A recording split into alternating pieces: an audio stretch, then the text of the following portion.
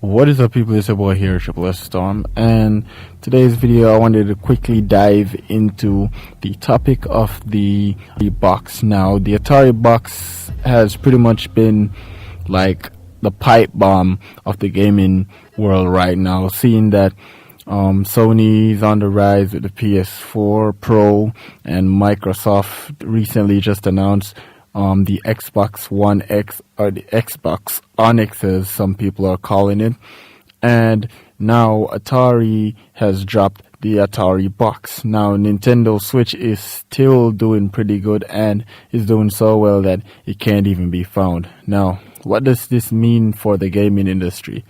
Well, depending on when this Atari Box drops, it'll mean that either it will be a part of the newer console generation, or if it drops alongside this year, being that, the Nintendo Switch just came out in March, it would become a part of the current console generation, which would mean that it would have to compete basically not with both Project Scorpio and the PS4 Pro, but it will also be competing with the Nintendo Switch, which isn't a bad place for it to be, because people are actually interested to see what this console will be able to carry.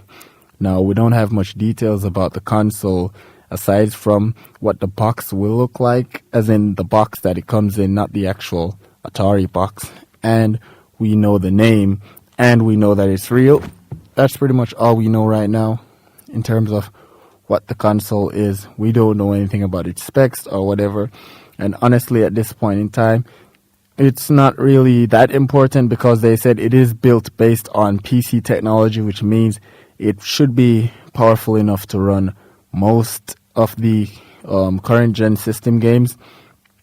And it should mean that most likely, if they were to had to make some last minute changes, like say for example now where the PS4 Pro and the Xbox One X were pretty much throwing specs around, Atari could pretty much see what's going on here, and they could actually work to achieve something that is within the same type of power, but with cheaper parts, and making the hardware itself more easier to buy, which could be a great improvement for them. Because if they could sell this hardware, like let's say for example this hardware comes out for like say $399 instead of like $500 or $600, or let's say it just comes out at like say $250 or somewhere along that sweet spot between like $250 and $400, then it'll actually sell like hotcakes, trust me.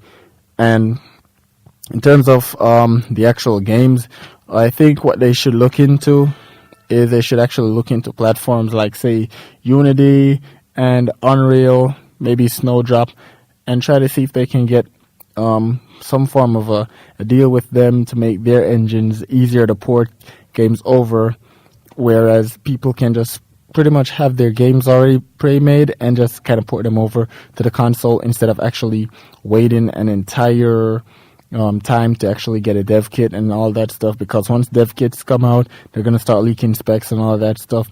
But if they actually just like get the ability to just port it over from the engine, then we can pretty much look at it saying, hey, developers get the dev kit, they've already started working on the games, pretty much switching it to Atari Box, and then when they do get their hands on the dev kit, they can start testing it, and then in a matter of, let's say, weeks, they can actually have the games ready and published to go on the Atari Box. So when they actually decide to make a public announcement as to the launch date, they won't have a console launch without any launch titles with it. They can actually have launch titles to launch with this title.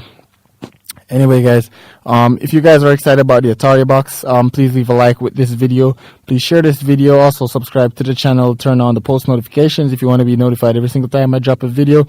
This is Triple S Storm, and I'll see you guys in another video. Take care.